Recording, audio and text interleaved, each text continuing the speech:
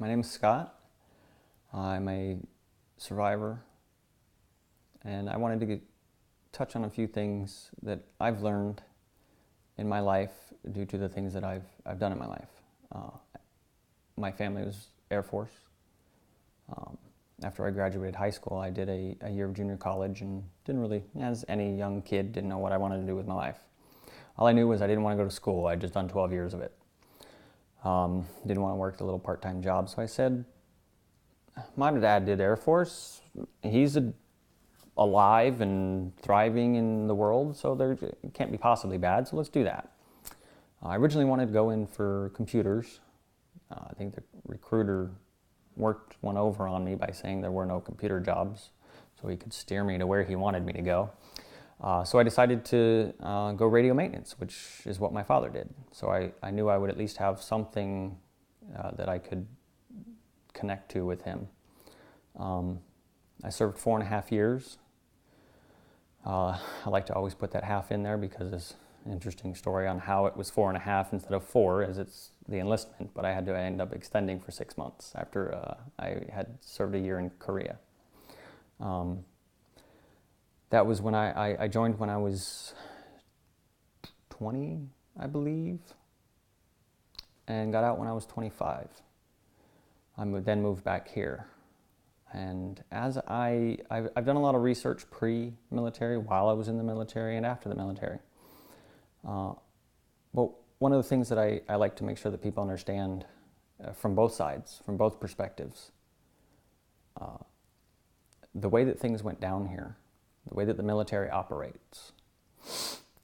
Prior to my service, I most definitely had a viewpoint of anger towards the agents that essentially murdered all my friends to me. They didn't think, they didn't have souls, as far as I was concerned, that anyone could ever choose to do that. But after I served in the Air Force, I learned how the military functions, how the government functions, how things are, there's a chain. As an individual airman at the bottom, you're given an order from someone above you, who's given an order from someone above you, so on and so forth. So I began to understand that what happened here on February 28th wasn't their fault. And I no longer held that blame towards them. They were given an order, they followed that order. Myself, I find it hard to believe that if I were ever given such an order, that I would have followed through with it. So that leads me back to questioning whether or not it's their fault or not. But now I'm 37 and I've learned a lot more in life and how the world works. And I can understand how those agents themselves could have been given information in such a way that led them to believe that what they were doing here that day was correct and was right. So I lean back towards the ones at fault are the ones who gave orders. The ones at fault were the ones who dispersed the information. There's possibilities that the FBI had information that they didn't get to the people they were supposed to, and therefore the higher up people didn't exactly know what was going on. While that may be true, that's not an excuse. Your role in that position is to have that information. Your role in the position of having the information, needing to pass it up to your authorities, is to give that information to them. So at some point, it's the people who are passing down the orders. Those are the ones that I blame. Those are the ones that I put at fault for what happened here, not the agents themselves. They lost 4 of their own. As a military member myself, I can understand that. I truly can. Even as someone who didn't really feel extremely patriotic when I joined the military. It's not why I joined.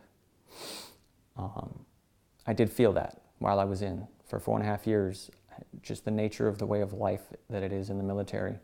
You develop those feelings. You feel patriotic. You feel that what you're doing is right because that's what you're told. That's what you're supposed to do.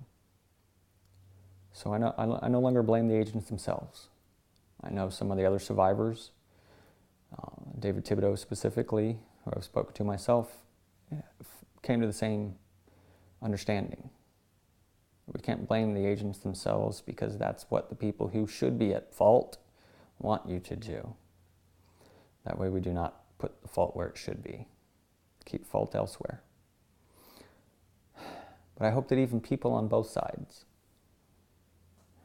can understand that what happened here, the people involved physically here,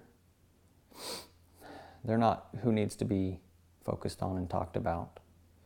We need to get to the bottom of it, to the truth, finally get some justice here, because there was never any served. No matter which way you look at anything, there's been a justice left void. And that's why we maintain what we're doing. Some hopes of possibly obtaining that justice.